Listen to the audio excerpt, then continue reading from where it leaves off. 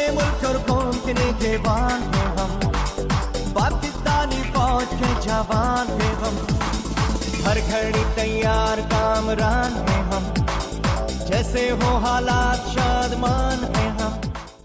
दुनिया में हर जगह अपनी जरूरत का लोहा मनवाने वाली पाक फौज, जो एक अशरे से अंदरूनी और बैरूनी दुश्मनों से नबर्द आजमा है, 2016 का साल भी उसके लिए अहम साल रहा, जब 2014 की तरह ऑपरेशन ज़र्ब-ए-अज़्द के समरात अहले वतन ने देखे।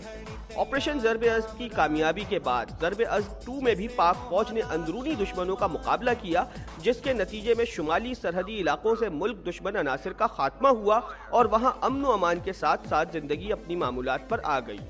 हर साल की तरह इन साल भी लाइन ऑफ कंट्रोल पर भारतीय इश्तियाल अंगेजी जारी रही, जिसका पाक फौज ने मुंह तोड़ जवाब दिया।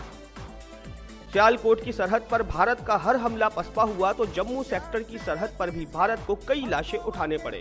इस साल मसला कश्मीर सबसे अहम रहा, जिसके बाइस भारत ने सर्जिकल स्ट्राइक का बैनुल-अक़वामी ड्रामा रचाया, जिसको पाक फौज ने नाकाम करते हुए 17 हिंदुस्तानी फौजी हलाक किए। साल 2016 में पाक फौज के 88 जवानों ने जामे शहादत नोश किया तो भारत के 227 जवान जहन्नम वासिल हुए।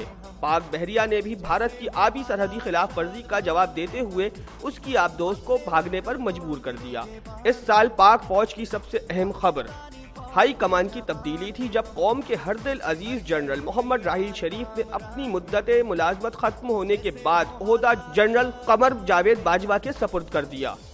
14 दिसंबर को पाकिस्तान ने क्रूज मिसाइल बाबर 2 का कामयाब तजुर्बा भी किया और उसकी रेंज 500 किलोमीटर से बढ़ाकर 700 किलोमीटर कर दी। 2016 में अफवाज पाकिस्तान ने जुर्रत व बहादुरी की हमेशा की तरह तारीख रकम की, जो इस बात की अलामत है कि पाक फौज का शुमार दुनिया की मजबूत और पेशावर फौज में होता है।